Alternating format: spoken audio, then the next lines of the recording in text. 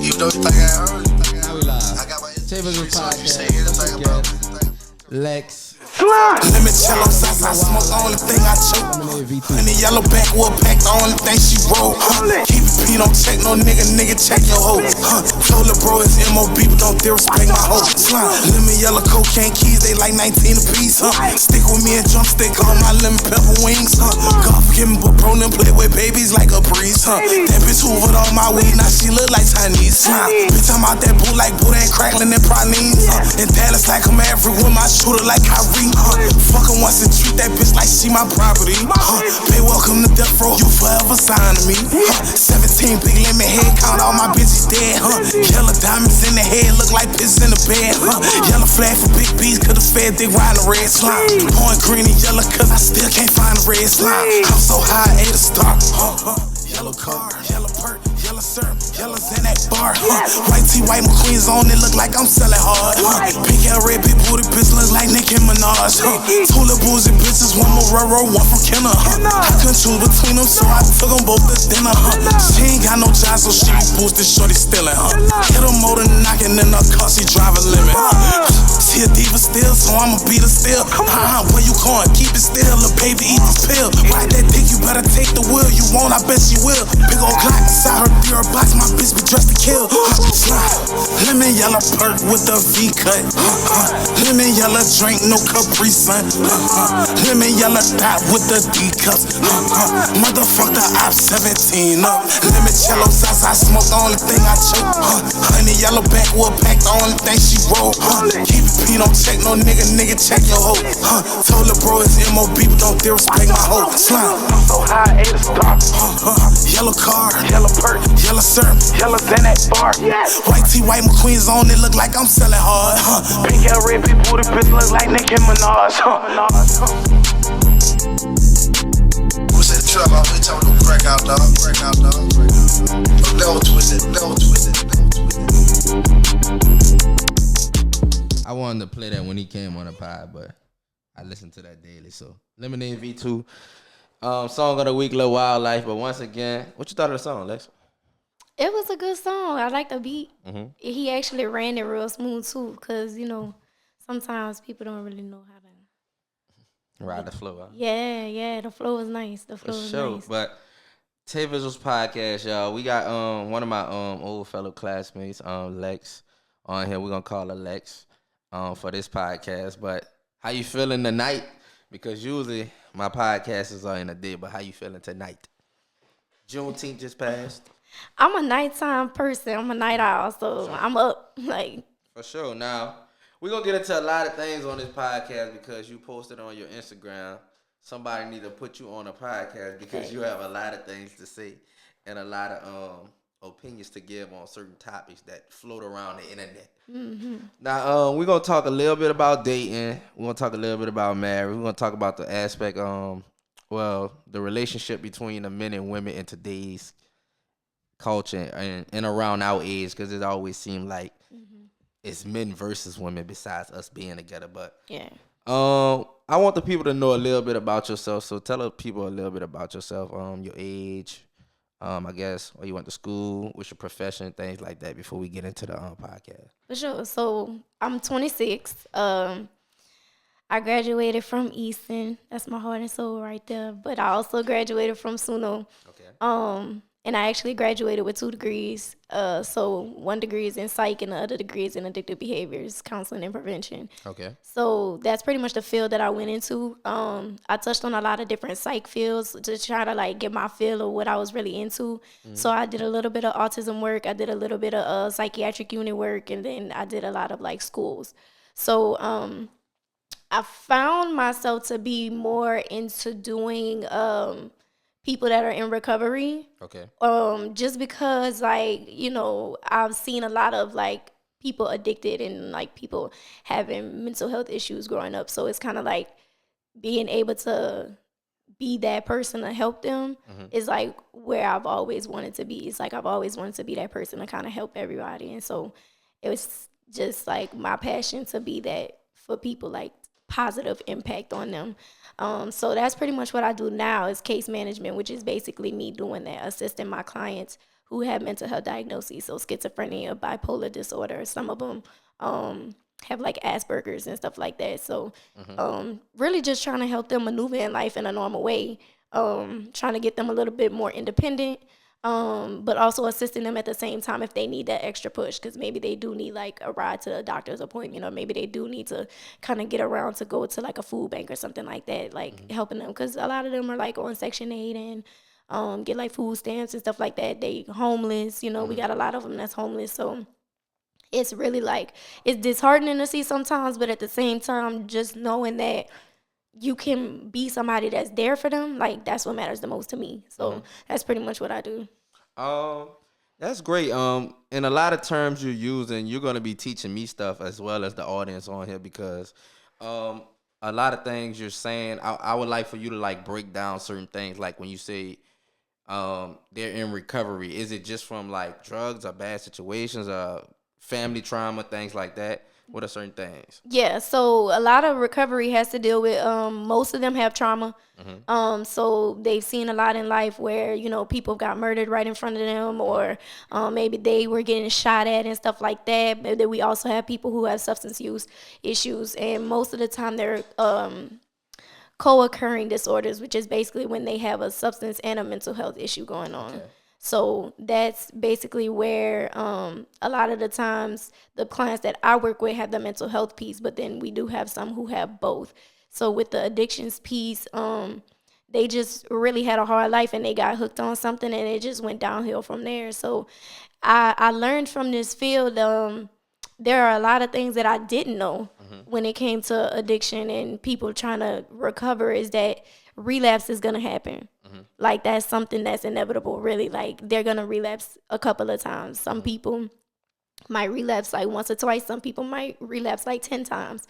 But it's all a part of the process. Like, relapsing is a part of the process. And so to kind of see them struggling with that and struggling with substance use is just kind of like having a mental health piece, and a substance piece is just like, it really makes it hard for them to function. So the substance part is like the biggest traumatic thing for them, because something happened where somebody might have gave them something and then it was like laced. Sometimes you have some of them who just was in that environment and it just kind of happened to them. And so them being in recovery is just us like making sure that they don't take those steps to go back to using drugs heavily. Okay. One thing that we do is that these are adults that we work with. Okay. So we can't make them do anything. Right. So we really practice a lot of harm reduction with them. So if like you're going to use, we're going to tell you how to safely do it.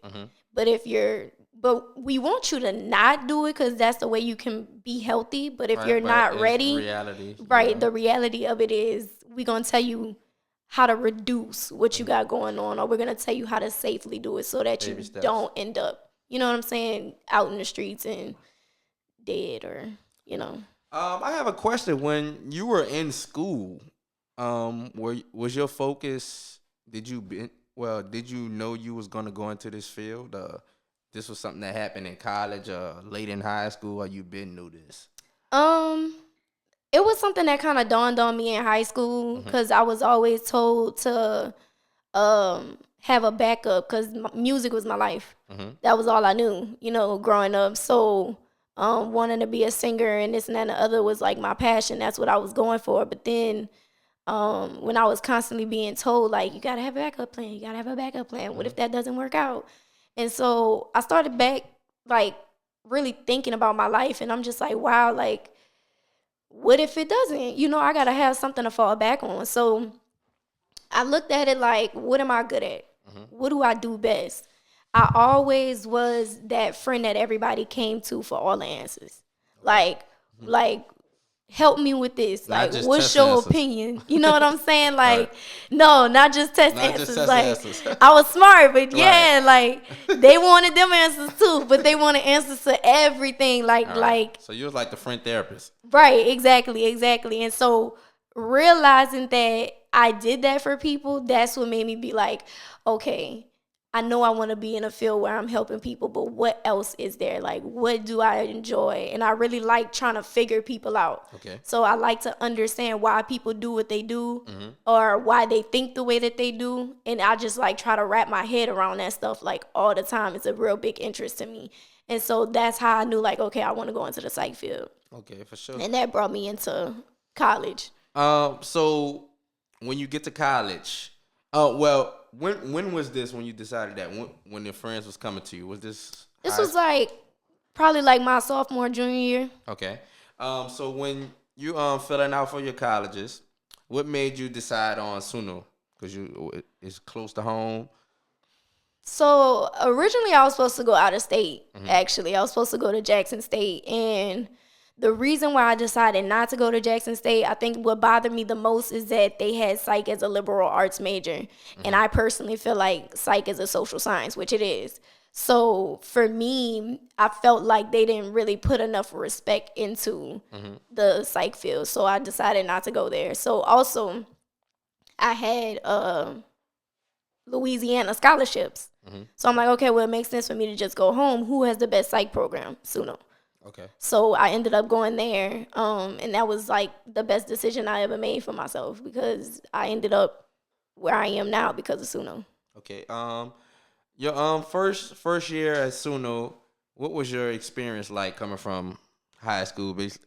We know they have the freshman 15. When you step on college, it's different. You get a little freedom. You don't got people. You go to class. It's all up to you. You got to do everything by yourself. Ain't nobody waking you up. Ain't nobody doing nothing for you. Yep. How was that? Was that surreal for you the first year?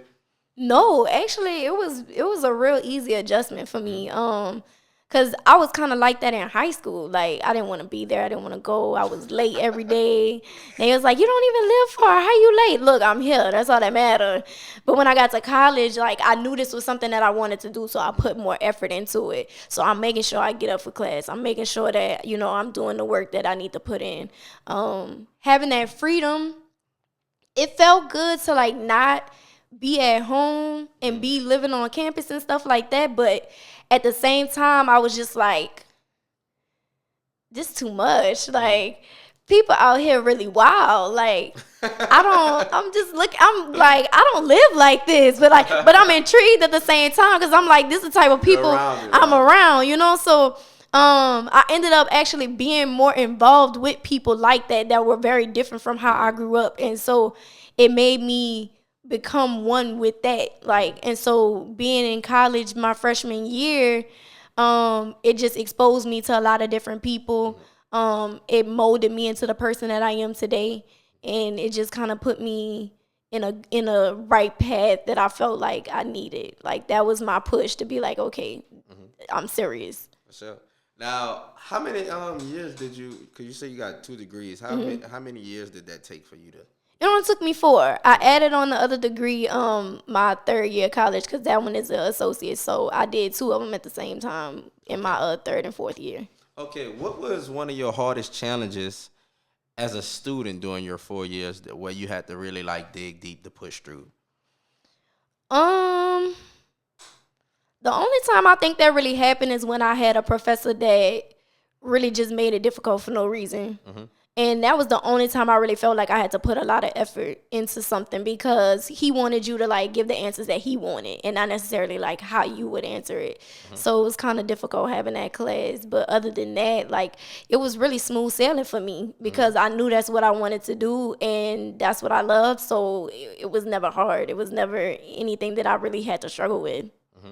Now, we also I know you're a professional but we do have fun on the pod, so I have to ask you, do you have any crazy story, a funny story from college that you could share that you remember? That's something you think about like, damn, that shit was funny. It's up to you. Man, I'm trying to think. So many things happen in college. It's like, it was like traumatic stuff happened, and then you had some good times. Hey, I went to Southeastern for 2 years. I don't even know, man. I think the funniest thing I ever seen was me like actually getting into it with this with this boy, and everybody's just like looking at me like I'm Mighty Mouse, like you so tiny, and I'm like, boys. yeah, and I'm like, I'm a big dog at the same time though, like what's up? Like I ain't big legs for nothing, you know. So it's just like, but everybody thought it was funny because like I was so small at the time, and my voice was like it doesn't have this kind of like raspiness that I have now. And so like back then it was just funny because the dude was like so big, and I'm just like, what's up? Like I'll beat you with a brick and everything, and everybody just like, this girl's crazy. And What like was his reaction? looking at it, I'm just like, it's funny. But his reaction was like, he wasn't scared, but he looked at me like, no, she looked like she'll really do it. Like, yeah. So, but everybody just kind of laughing because the people that knew me, like, they knew I would really do it. But the people who didn't, they was like, look at this girl. Like, what's up with her? Like, so why did you want to hit her with a brick? because I don't like to be disrespected in any kind of way. Okay, so he disrespected you. And disrespect comes differently for most people. For me, it's just kind of like, I'm really big on manners. Okay. So it's like, if you bump me, Excuse I'm going to me. expect you to say excuse me. Right. And when you don't, nah, it's a problem. So you ain't gonna go to New York. No. No. No, North States for you. Like, because I find that to be so rude, you know what Yeah. I'm saying? Because that's how I was raised. Like, I was raised with manners. I was raised with Same. respect. And so the fact that, you know, and it's like, dude, you big, but you felt it. Like, you felt yourself bump me, and you just not going, you know what I'm saying? So that really rubbed me the wrong way. And back then, I had to work on my anger a lot because I was a real hothead. So it's like, in that moment, I snap. You turn around on 10. Like, on 10 every time. So I'm just like, excuse me? like, you for real?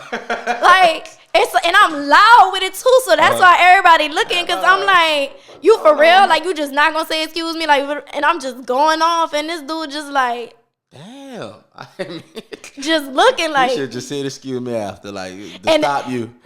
that's what his friend said. His friend was like, bro, you should have just said excuse me, dog. That's Like, he didn't want to because he felt like he wasn't It was too wrong. much Like, pride. No, it was just pride. yeah, because he was getting gone off on. Yeah, it's too much pride. You know, the man's pride is the biggest. Well, our ego is the biggest thing in the world. So, but I want to get to transitioning out of college. Did you do any internships like your third year, fourth year? I did. I did an internship my fourth year. Okay, how was that? And where was it, if you could say? Yeah, it was at a place that does therapy for families and kids. Okay. So that was a real experience because for me, I got to sit in on like the intakes, and I got to sit in on the psychiatrist, like, you know, doing evaluations and stuff like that. And it was really interesting. It made me even more so intrigued to be in this field because you really see this is people's every day.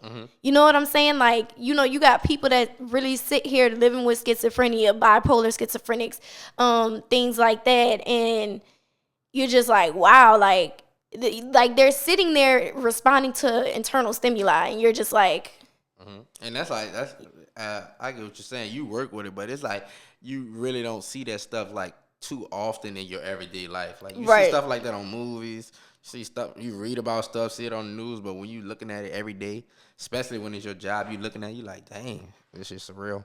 yep. But I want to ask about this.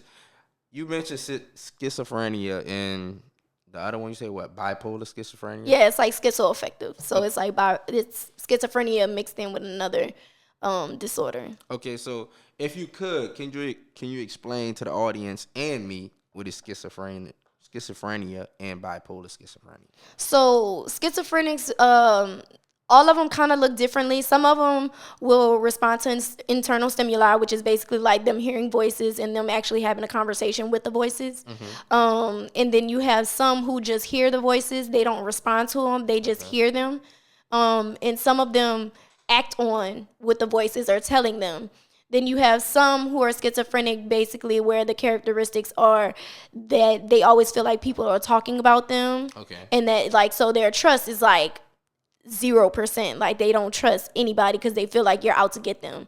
Or like they don't, you know what I'm saying? So when it comes into schizoaffective, which is like bipolar schizophrenics and stuff like that, a lot of the times that has to deal with like hearing the voices and all of that mixed in with mood swings.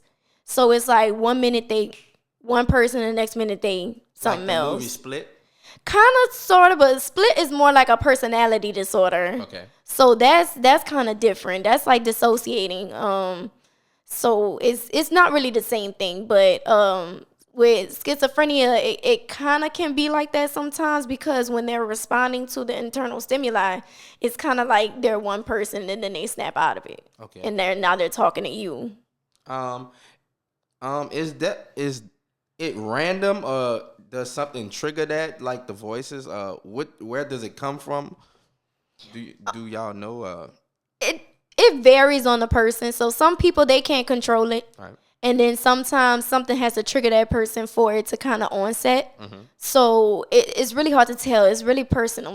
Like, it's really based on the person. Okay. From your experience so far, how long have you been in a professional field out of school?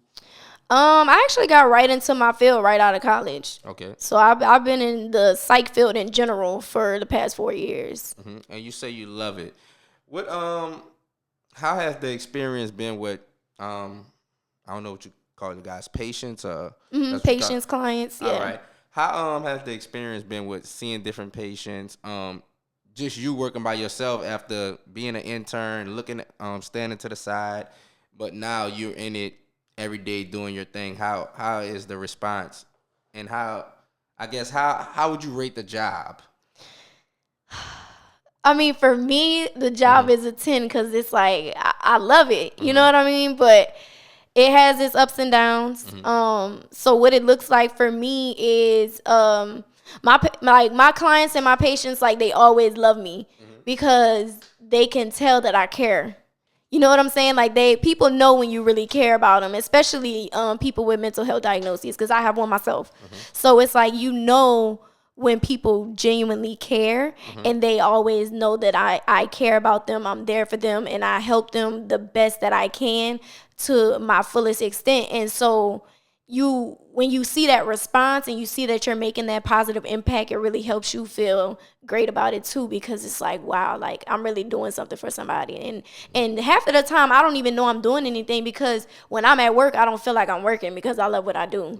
So it's like, I'm just doing what I'm doing, you know what I mean? And so doing that, it just kind of helps me realize, like, when I get that feedback from my clients that are like telling me, like, thank you so much. Like, you do so much for me. Like, you make me more organized. You make me more heartwarming. Like, you know, just feeling good about themselves. Like, they tell me, like, I help them do that. So that makes me feel good, because it's like, okay, I'm really doing something and I know I'm doing it well.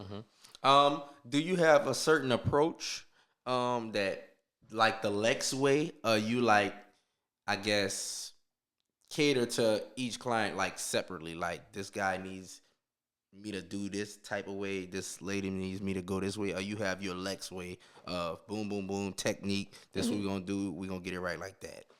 Yeah, so it is client center for me. So I really approach them all how I see fit for that person.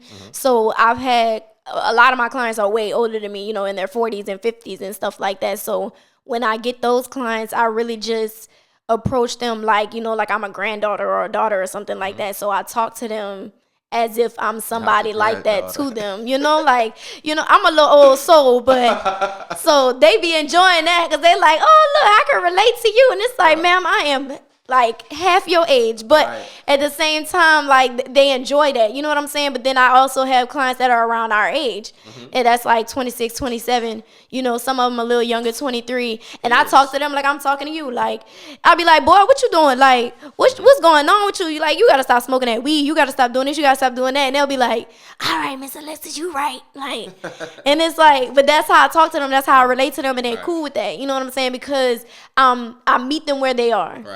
And that's the best that I can do. Like, I'm gonna meet you where you are, and I'm gonna do what I can to help you, but I'm gonna meet you exactly where you are. How does one get into the field of, I guess, mental health?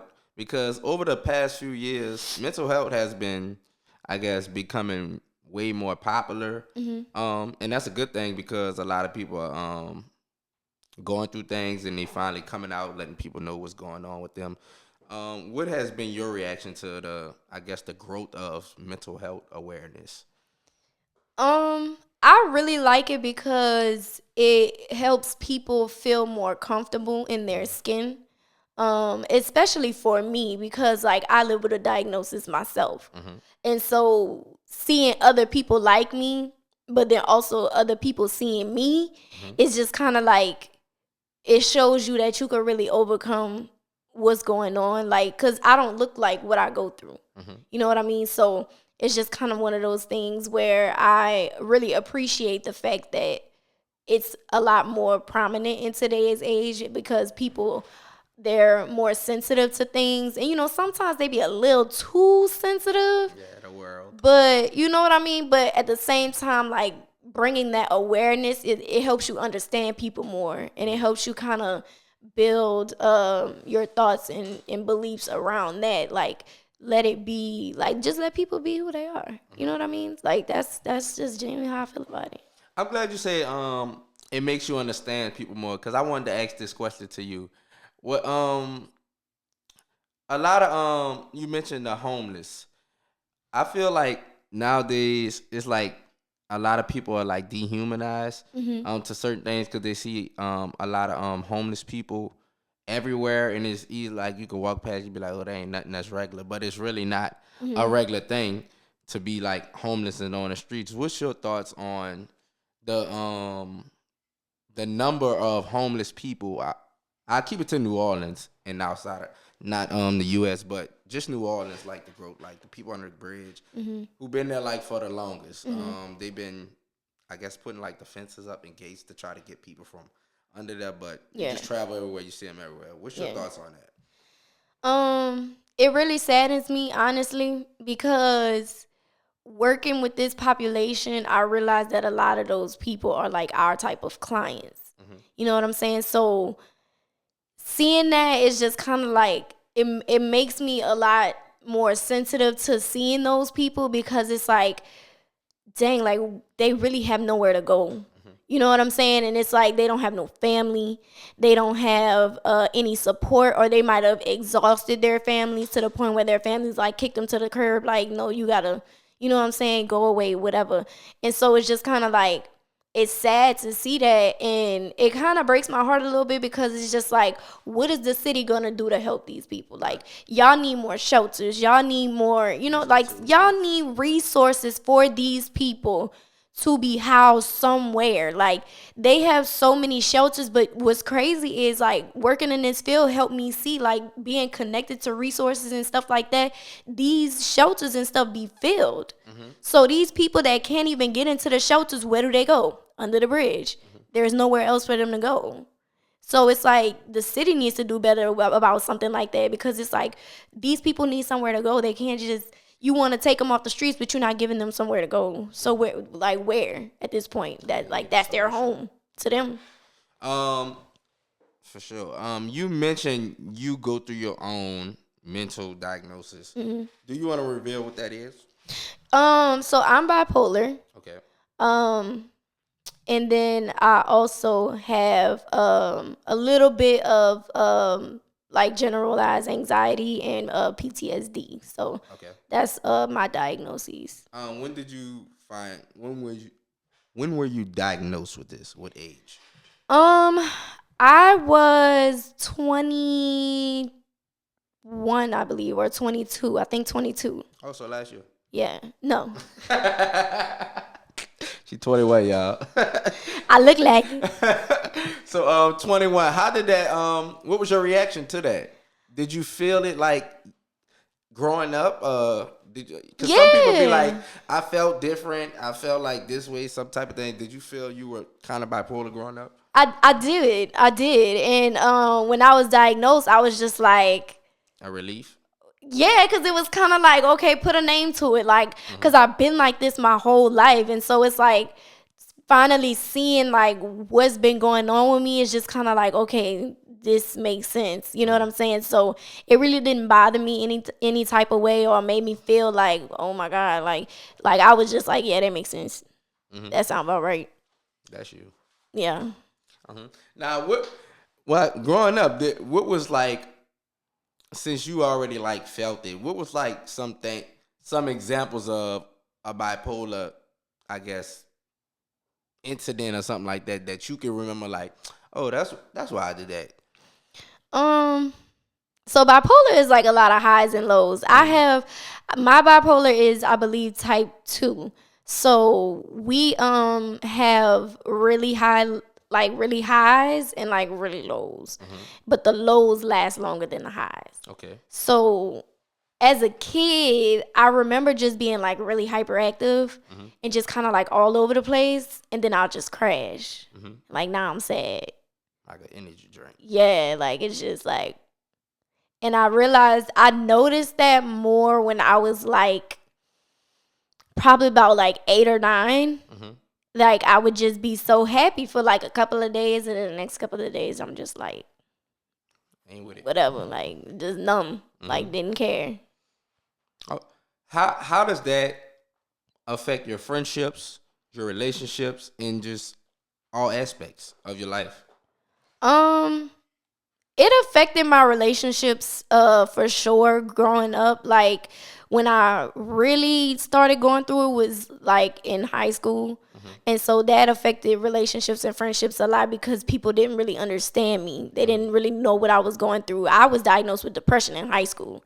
So I already knew I had that going on, but people didn't know it. You know what I mean? So it affected things in a lot of ways because people always felt like I was just shutting them out. And it was like, no, like I'm not doing that on purpose, but I'm just like, it's just me. Like I'm just not feeling it. Like one day I'm good, the next day I'm not. So it was like people kind of looked at it like I was Isolating yourself. yeah, like just really putting myself in isolation for real. And I would do that. I did do that, but it wasn't to where I wanted people to like feel like I didn't care about them and stuff like that. That's just how I was.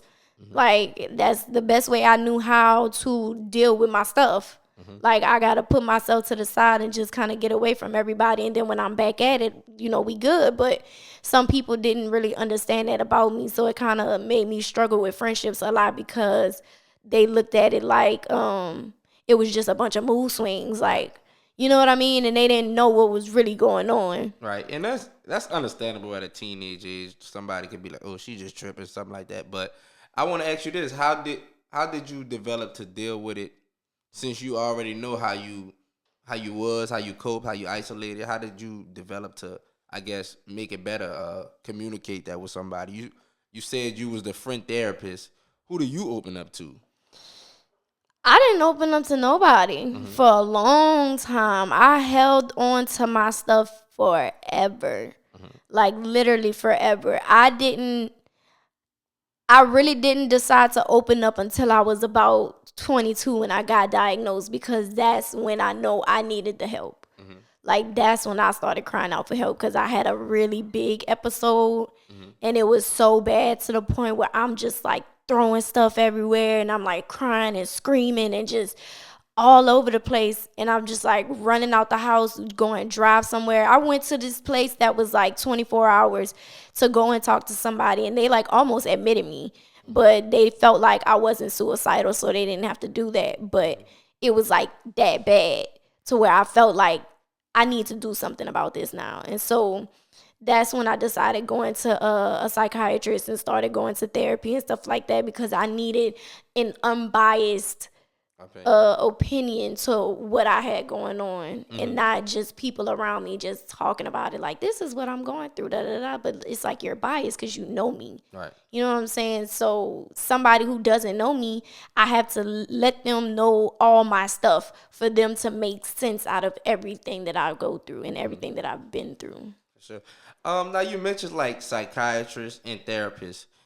What is the difference between like a psychiatrist and a regular therapist? So psychiatry is basically the person that gives you the diagnosis because it's clinical. So they can sit there, they'll do an intake, and then they'll diagnose you with something that that whichever characteristics you fall under in the DSM. And so with a therapist, that's more alongside of the person like teaching you how to cope with what you have going on. But also therapy is not just for that. Like, I go to therapy for like better organization, better, like, she thinks I got ADHD. I probably do. So she, it's just like, she helps me with a lot. And that's the difference between a psychiatrist and a therapist. Because when I talk to a psychiatrist, she just asking a bunch of questions. How's your mood? How's your anxiety? Oh, so what's she this? basically What's that? It's like testing the mind. Yeah, it's kind of like a scale all the time, like rate your mood from 0 to 10, like that type of thing. Whereas with my therapist, I'm letting all my stuff out, and she's helping me figure it out, and she's giving me ways to cope with things, but she's also helping me better understand myself. For sure. Shout out my former therapist, Miss Hobbs. I love you.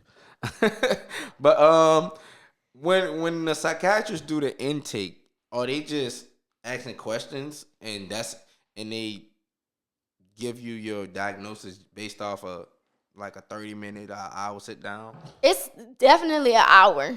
I could, man, those intakes are long because they ask so many questions, and a lot of the questions are like repetitive, but just like asked in a different way. Like a police. Man, what? So it's just like, man, those intakes are long for real. But I really think it serves a purpose because it really lets them know what you fall under. Because they don't want to just give you a diagnosis and just because. You know what I'm saying? Like, they're not going to be like, oh, no, you probably just need... Like, they'll be honest with you and tell you straight up, like, no, you probably just need to go to therapy and work on some things. I don't think you are diagnosed with anything or whatever. They like to call everything anxiety. Like, everybody has a form of anxiety. So... you just got some people that got it bad that you gotta diagnose it. Like, for me, it was up there, y'all. So, now I'll say this: when you said they the psychiatrists, they ask a bunch of questions. What if a client is lies, like when they're asking you a question or something like that? they can tell. They can tell? Yeah. Okay. It's all in body language and like how they respond. And it's kind of like, if you got to sit there and think about how you want to answer something.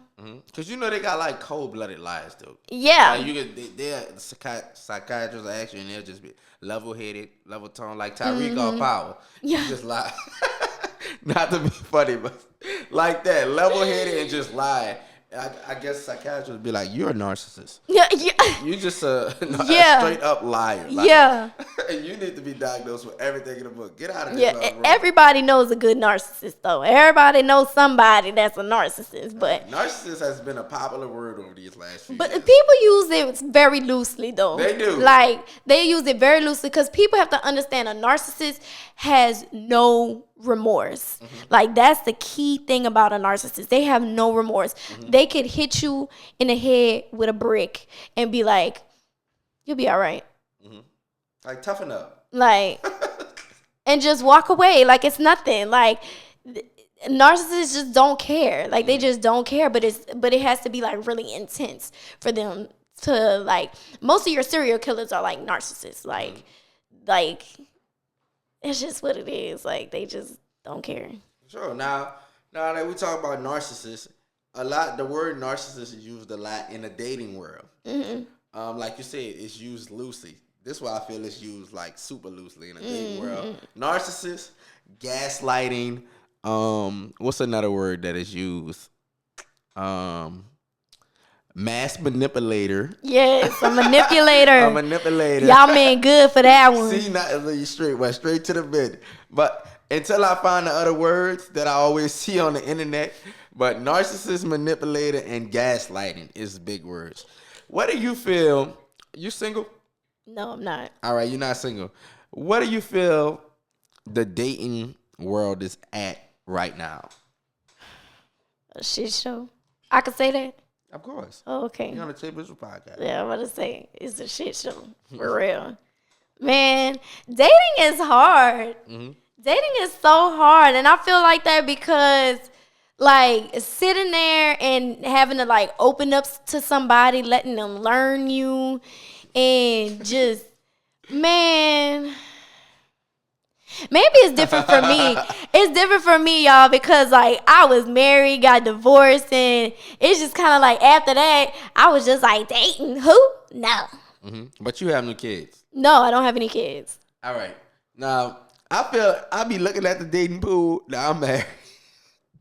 Lord knows, I hope I stay married forever with this dating pool I be seeing on the internet. But they got a lot of things right now. Well, you can find a partner, of course, social media, Instagram, Twitter. But they have these shows, the balloon pop shows, speed dating, all this type of things. Yeah. You ever seen some of these shows? Some of them, yeah. They don't really interest me, but I seen them. Well, nowadays, how do you find someone like to date? Like you say you're not single. How did you run into your current situation? Man, so that's a crazy situation because I actually remembered him all the way from like pre-K. Damn. Yeah, like Pre-K. I knew him way back when, man. Like that was way back when. So it's crazy because like to know him from that long ago, I know you. it's just is like I'm like on social media and I was like, I know him. I know this name, I know this face. Lil Johnny. And I was like, what? I'm like, this is crazy. So I go, I'm the type of female, like, I'm a shooter. Like, I don't care, but I'm a tomboy though, y'all. So that's why I act like dudes. So it's just kind of like, I just went for it type of thing, but I also do it in a smooth way. Hold on, I'm about to just ask, how you slid in the DMs? So my kindergarten teacher found me. He was in my kindergarten class as well. So she found me. She sent me pictures from our little yearbook, and it was like a group of us in the pictures, but picture-wise, me and him standing right next to each other in the pictures. Damn, full circle. Full circle.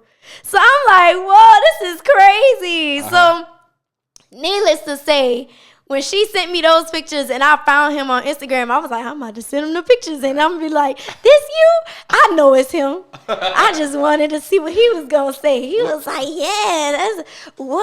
You went to that school? I'm like, yeah, that's me right next to you. Like, he's like, but it was cool though. Like, that's how everything kind of started. And it just like the friendship just kind of grew from there. Then the relationship grew from there. It's been a minute now. For sure. You're a shooter. My wife shot at me. She always denied, but on Twitter, the tweets is there. She shot at me, and she ain't no tomboy. So, ladies, y'all need to start shooting a little bit more. Y'all might get in some good relationships. Shots, sis. Now, you also mentioned, I don't want to bring the gloom to the room because you was just bubbly when you brought up the situation with the pre-K young man. That's crazy, pre-K. That's wild, but I got a good memory, bro. That's crazy, meeting somebody from pre-K. But you did mention you were married. You got married young. Yeah. What age did you get married? I was 22. 22? Yeah. Now, I was 24. What advantages or disadvantages, or both, are of getting married young? Because what is considered young to you?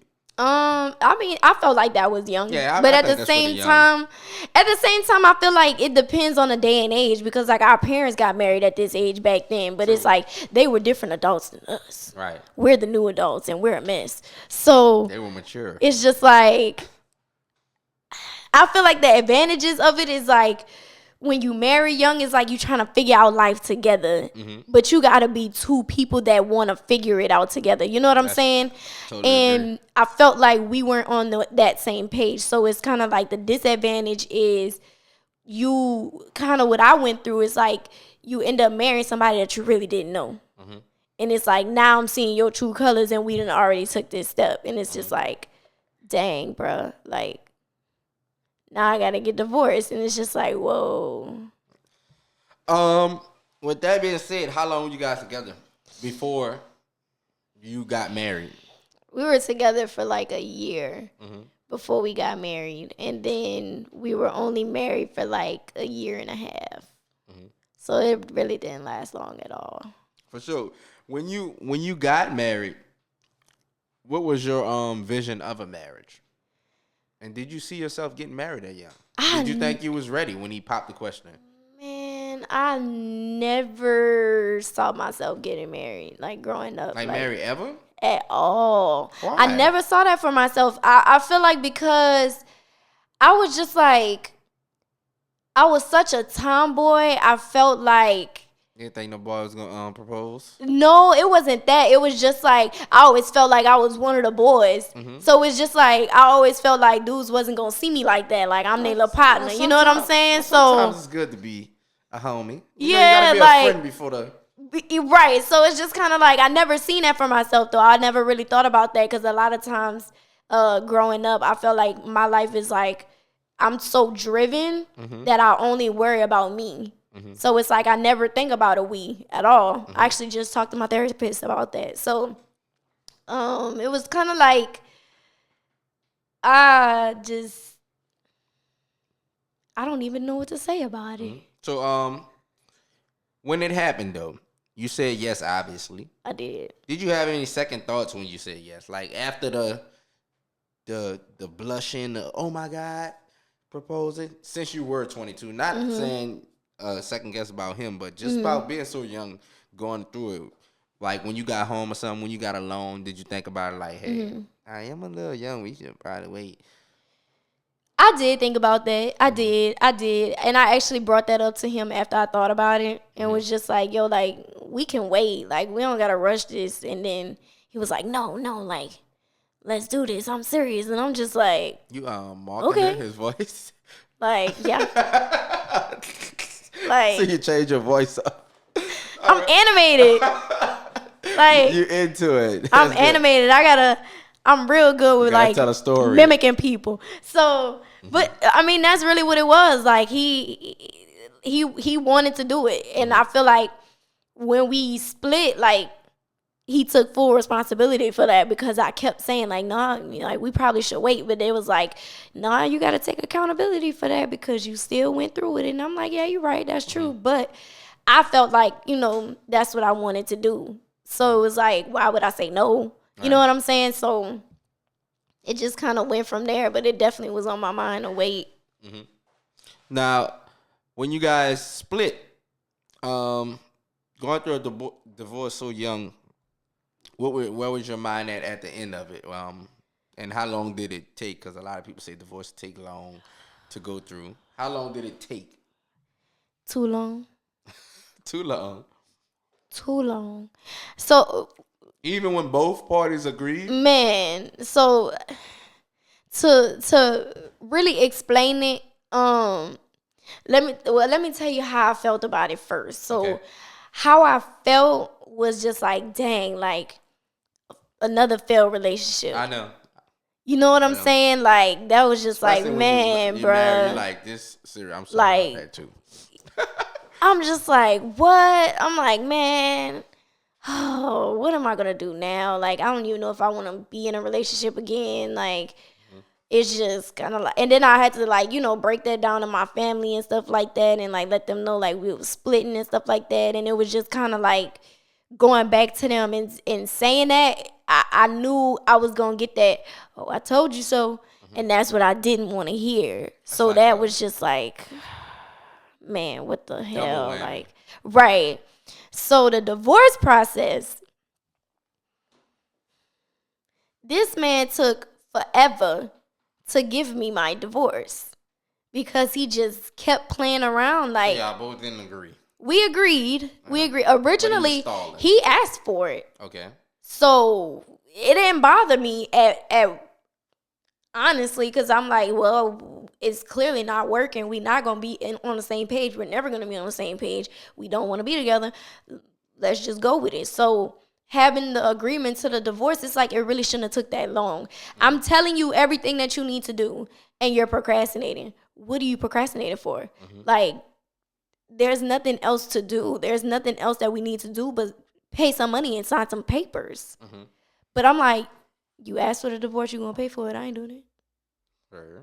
Like, I'm just not. But at the end of the day, it was more along the lines of like, it shouldn't have took this long because it really wasn't that deep. You know what I mean? Like, and I kept asking him, I'm like, why is it taking so long? Like, it's nothing for you to go sign some papers. Like, I don't understand what the issue is. And it's like, oh, I just keep forgetting. me personally, if I'm divorcing somebody, I'm not gonna forget that. Right. That's like you wake up every morning, but we gotta get this done. I woke up every morning like, dang, I'm still married to this dude, bro. This is blondie. Well, y'all still in the same house doing a divorce? No. He left the house. I had the house. And I feel like this like a grown woman story. Like you live like a grown woman story like at 22. Like I feel like this is a 30, like get out the house. Like I'm in here till this done. Man, I had the house though. I did. I had the house and then I left and moved to Houston at that point because we were living in Texas.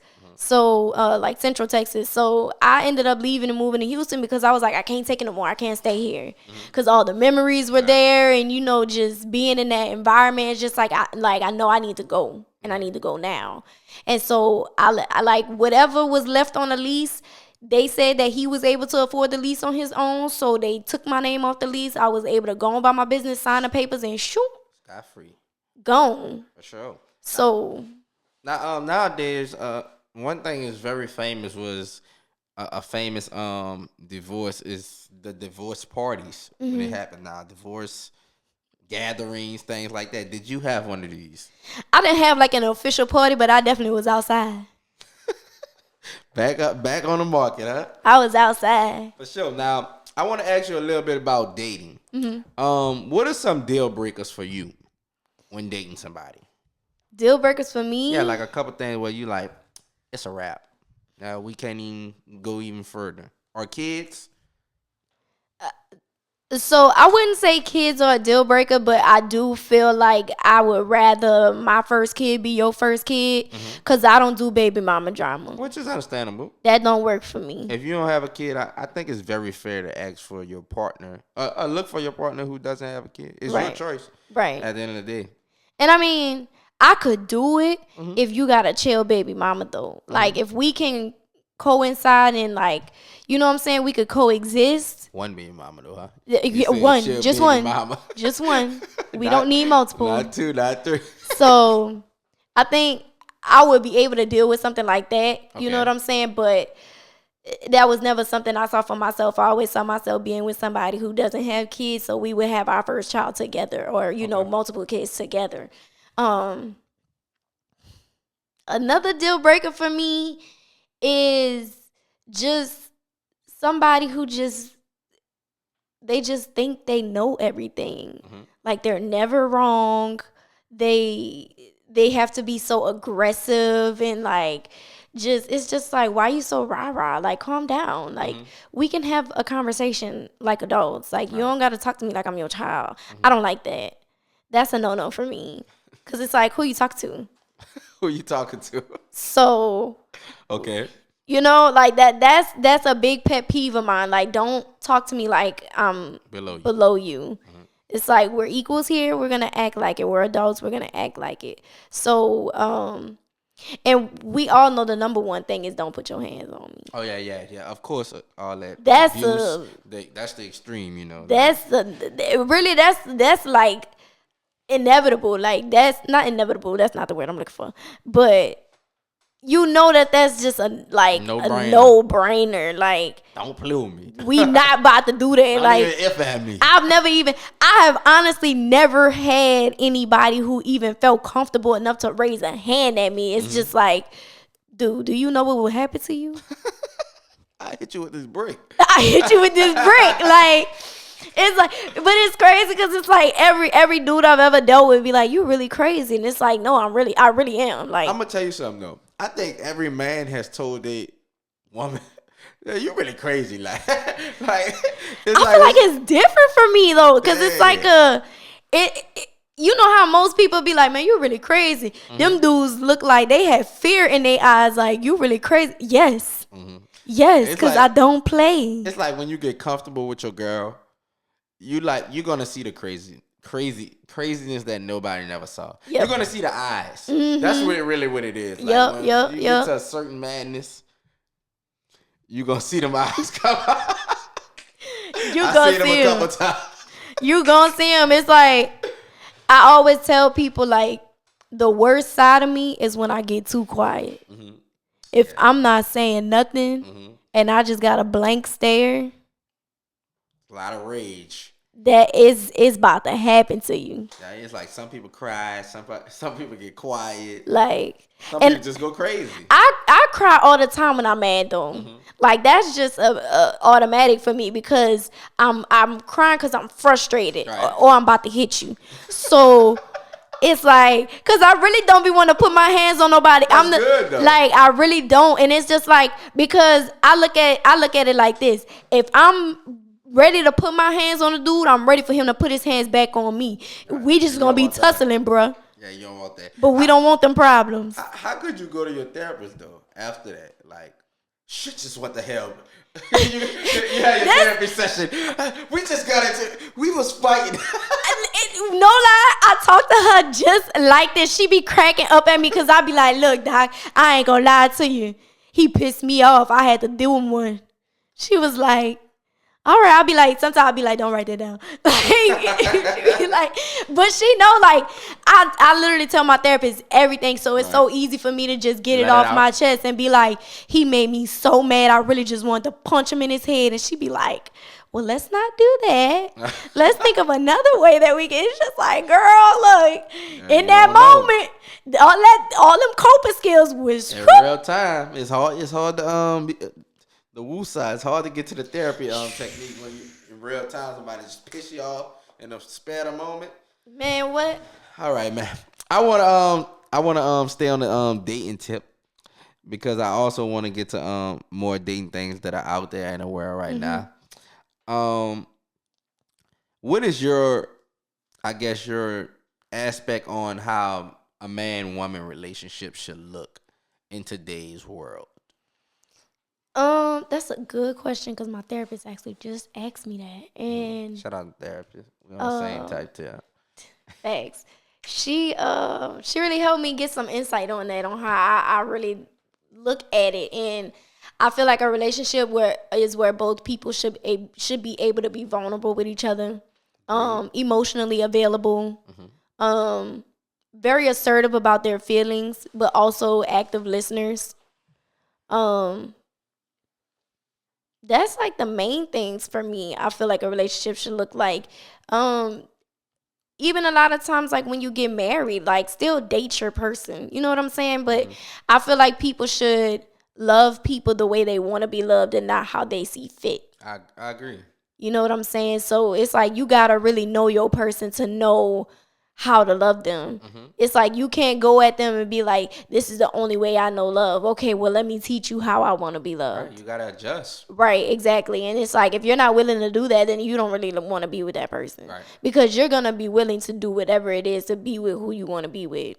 Right. So it's just kind of like, though a man and a woman should really sit there and really just know each other. Like you gotta really know the ins and outs of each other and just really be honest, be vulnerable, be emotionally available. Like all of that stuff matters. It's like you gotta really be there for a person mentally, emotionally, physically, financially.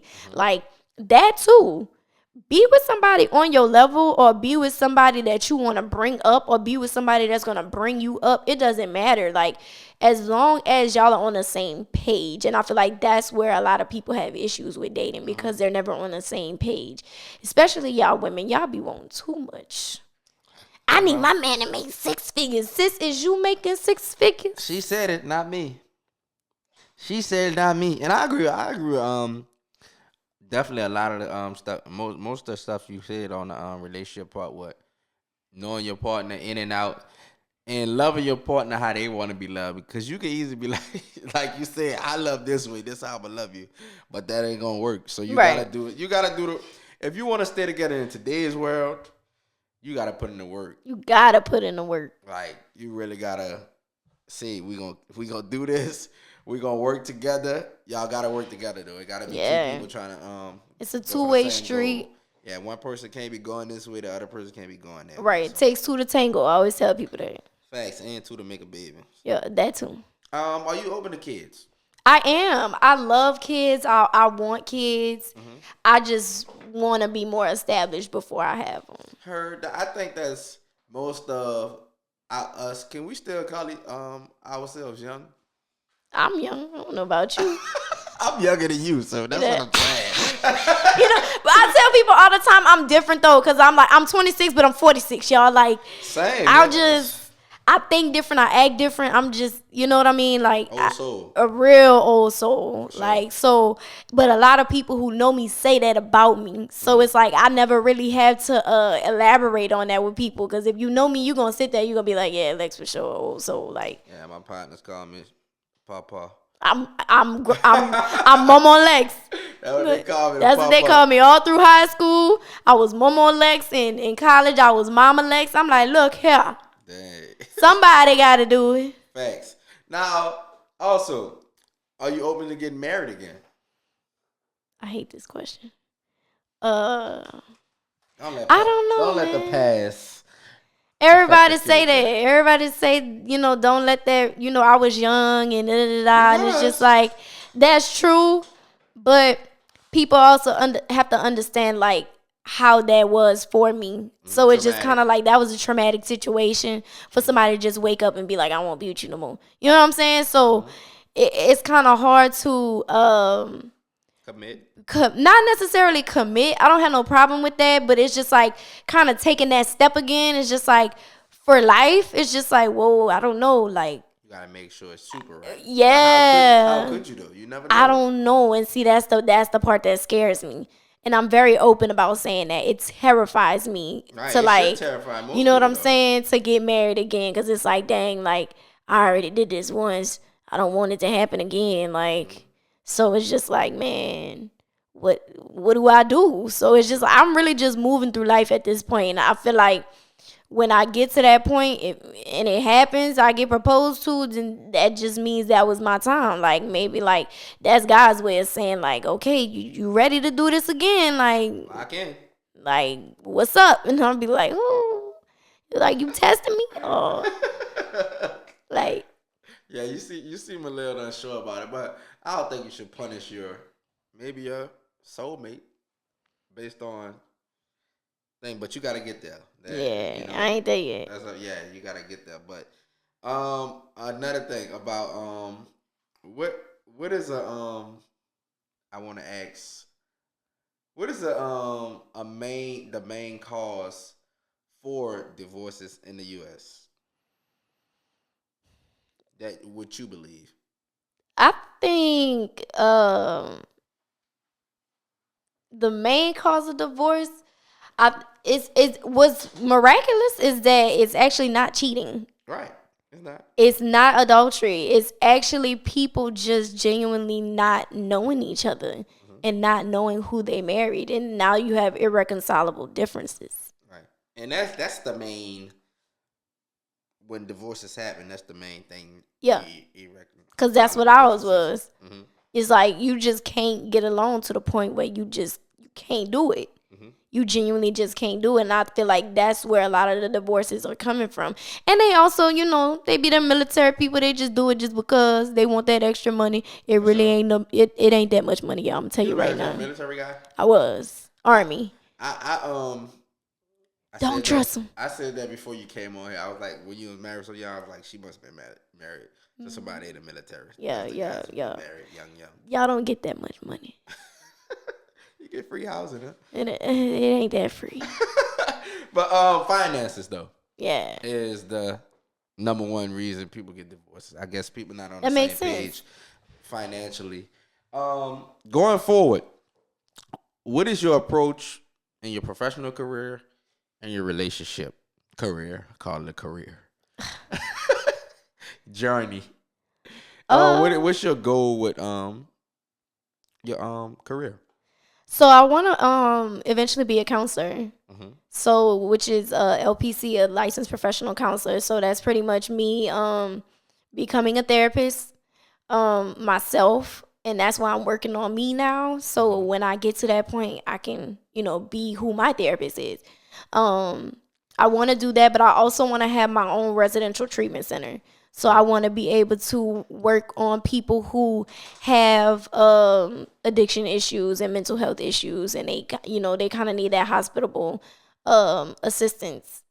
so that they can stay at. You know what I mean? It's like kind of like a hospital, but it's like residential. Like they, they have their own room and their own, they'll have to share bathrooms and stuff like that because, Kind of like a rehab center. right, something like that. But it's, it's a little more comfortable. You know what I'm saying? So, where they do groups and stuff like that and activities and all that type of stuff. So have lunch together, all that. So, I look forward to doing something like that too. Okay. What about relationship journey? You say you're in a relationship now. Is it? I assume it's going well. You still It in is. it? Okay. Any plans for this relationship?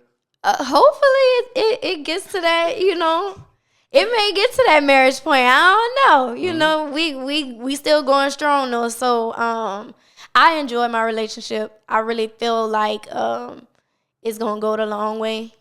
But I'm just in it right now, just enjoying it. So I don't know what the future holds, but it's looking good so far. For sure, he enjoy your tomboy aspect. He better.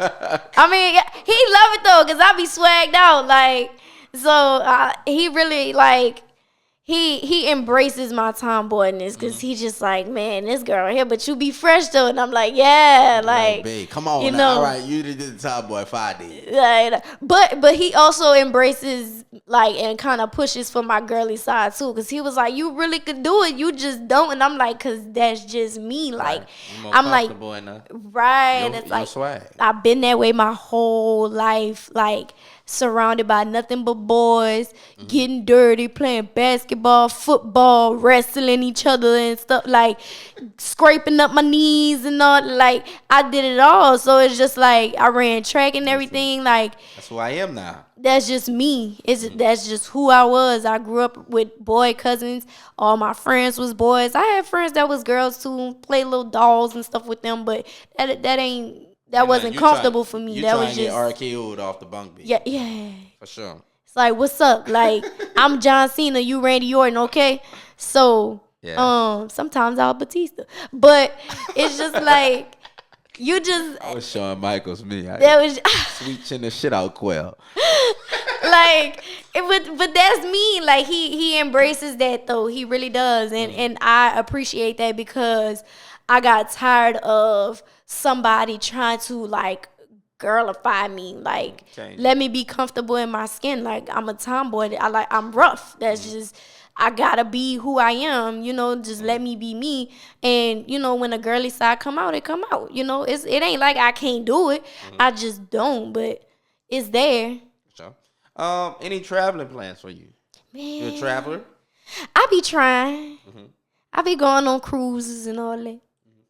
You went to a Bahamas cruise? I went on a couple. I've been on a couple of cruises. I've been to the Bahamas. I've been to the Eastern Caribbean, Western Caribbean. Okay, I'm going on my first cruise. Well, me and my wife going on our first cruise in September to the Bahamas. So I was trying to get a little rundown on it. I've been on my TikToks. It's lit. I'm gonna be at Perfect Day, Cocoa Bay. So I'm ready for that. But any other like flights like international? I haven't really been like flown like internationally or anything, but I do have plans on potentially going to Japan. I've always wanted to visit Japan. I also want to go to Paris. I want to go to Italy. Your normal type thing. He seated. Boyfriend. Like, what's up? I'm gonna tag him in, and I don't know who you is, but I'm still gonna Puerto Rico. That's where my people from. I need to know my family. San Juan. All them places. Like, I'm getting ready to go to Mexico next year. You did the DNA ancestry test? Not yet, but I did do. I want to do that. I do. I want to know my roots, but I know we did a little bit of the ancestry based on the family members that we know, and that's how we found out some of them were Puerto Rican. So that really intrigued me because I'm like, what? Like, I thought we was just black. Just black. But with a little bit of white in there because I'm yellow. So. But that's on my dad's side. So this the Puerto Ricans on my mom's side. So I thought that was real cool. So I told my mom, I'm like, look, I'm gonna do that 23andMe. We gonna see what's up. Yeah, I need to do that. I want to see that so bad. I want to do the one where they like tell you the exact tribe. Exactly. I be seeing ads on Instagram, but I think we covered a lot this episode. You got anything else you want to touch on that you think that we forgot? Not that I know of. All right, then. TaeVi's podcast. Once again, y'all. LEXX. Any last words from LEXX where they can find you at? If they need any help with their mental health, or if they know any family members who need any help, where could they reach you? Or where could they come find you at? I mean, I'm really one for giving out a lot of information that I know of, different entities and things like that. So it's really best to just hit me up on my Instagram. So LEXXP3, 2 X's, not one. LEXXP3. But that's the best way to reach me, just to kind of get some information, and like I kind of take it from there. Like if I want to give you information right there, if you need to call me, I'll give my number, but I don't give my number to everybody. But My WhatsApp. it's just like that's a way to connect with me, just to kind of get the information that they need. All right, for sure, y'all. I really enjoyed this episode. This was like one of the first episodes where I had like a professional in the mental health field, so I'm feeling good. Call your other friends up and tell them they can come on here as well. But once again, y'all, TaeVi's podcast, LEXX with 2 X's, Big LEXX. Big LEXX. Call. Not the little one. And we out.